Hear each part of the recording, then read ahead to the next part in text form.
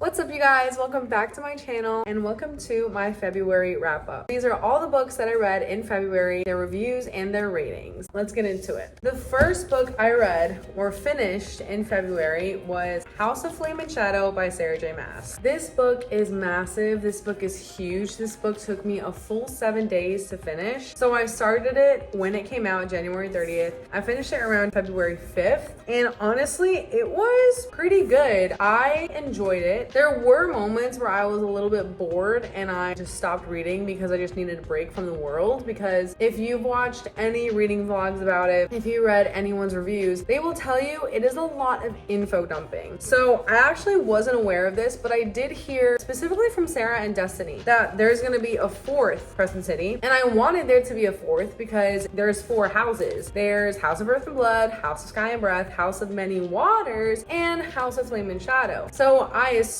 House of Many Waters would have came next because it's the 3rd house, but maybe it's going to be the last one because there were some loose ends that were not completely tied up at the end. There was a very major plot point that was resolved, so I'm kind of really not sure what the context or what the plot line of House of Many Waters would be, if that's even what the book is called. But I am excited for a 4th book. I was not necessarily ready for this world to end. That's pretty much all I can say without spoiling much of it. I gave this book a solid 4.75 stars. It was not a 5-star read simply because I did get bored in some parts and I kind of was just like, yeah, this is dragging on. My favorite characters are not the main characters. My favorite characters was actually Lydia and Rune. Bryce pissed me off in this book. I honestly never liked Bryce, but anyways, Lydia and Rune made this book 4.75 stars. Next up, I read Ruthless Vows by Rebecca Ross. So I had finished Divine Rivals in January. I wasn't really too enamored with the storyline. I didn't really think it was all that great. It just felt like a fantasy book. I don't know. It wasn't really that enticing to me, but I figured since I read the first one, might as well read the second one. I had points on Amazon. I used it. I bought this book and it was also pretty decent. I will say, I think I like this one better than the first book, but not by much. The first book was 4 stars. This might have been just like 4.5, honestly. Those are high ratings. They're very close to 5, but they're definitely not 5-star books. I don't get the hype. No offense. Like, if you love the series, this duology, good for you. I just didn't understand the hype. I know that people were like swooning over the romance. The romance was fine. I don't know. It just didn't do it for me. I think I rated it 4.5 stars because I liked how everything got resolved and I liked the letters and I did like the writing style that the author chose for both of the main characters, and I liked the backstory that kind of drove the plot forward. It wasn't a 5-star series for me. This is the second book I read in February. Then, if you saw my Only Reading Pink Books in February video, I read Love and Other Words by Christina Lauren. Since I talked about it in that video, I'll make it brief. It was not 5 stars. I wish it was. I thought it was going to be. It ended up just being 4. Then I read The Lonely Hearts Book Club by Lucy Gilmore. This is the first Lucy Gilmore book that I have picked up. It was also in my February Pink Book video. I tabbed it. I liked it a lot more than I thought I would. So this was also a surprising 4 stars. Then last one from the February Pink video, Not a Happy Family by Sherry LaPena. This is the thriller. I was not thrilled. I was literally just waiting for it to be over 3 stars. Okay, now to what I'm most excited for is that I read the entire Inheritance Games trilogy. I've been wanting to read this trilogy since it became so overhyped. Not overhyped, since it became very hyped up, and I finally did it. But it was not a 5-star series for me. I have not had a 5-star book this entire year yet so far. We have March, but I don't know. I'm just a little disappointed. Obviously, first I read the Inheritance Games. This was a solid 4 stars. I don't really have much to report other than I liked it. I liked the brothers. I liked the main character, but I just feel like the immaturity of the main character came through because she literally is just a high school student, you know. 4 stars. It was good. Not my favorite mystery book I've ever read. Second book, The Hawthorne Legacy. I like this one a little bit more. So like 4.5 stars essentially. Still not 5 stars. This book annoyed me so much because the main character did literally absolutely everything everyone told her not to do. And it got her in trouble every single time. And I'm just like, why can't you just listen to people? Like, you would literally not have any issues if you just listened to people who were trying to advise you. But because the mystery aspect was very intriguing, I did enjoy it. And the ending was definitely pretty final. I read this book and I understand why it's there, but also it could have just been a duology. So last but not least, The Final Gambit. I finished this book literally yesterday. I enjoyed enjoyed it, but once again, not 5 stars. It was honestly just maybe 4.25. I didn't really love the mystery aspect in this one. I didn't love where the plot was going. I didn't feel like it was necessary. And honestly, the ending kind of bothered me as well because, like I said, all the loose ends were not completely tied up. There are still a few floaters out there that are probably going to be in the grandest game. I'm currently reading The Brothers Hawthorne, but so far it's not a continuation of what happened in this book. So I don't know how I feel about it. Right now, I'm like 27% through The Brothers Hawthorne, and it's kind of very boring. So I'm gonna keep listening to that on audiobook. But besides the point, these are the books that I read in February. I have read 8 books in total in February, and honestly, I am very proud of that. I want to continue reading more books every single month. I want to try to read faster, read bigger books, and also get out of my comfort zone and read more Christian nonfictions. Thank you guys so much for watching. I hope you enjoyed. Comment down below what you're currently reading and how many books you read in February. And I will see you guys next Saturday. God bless you guys, and peace.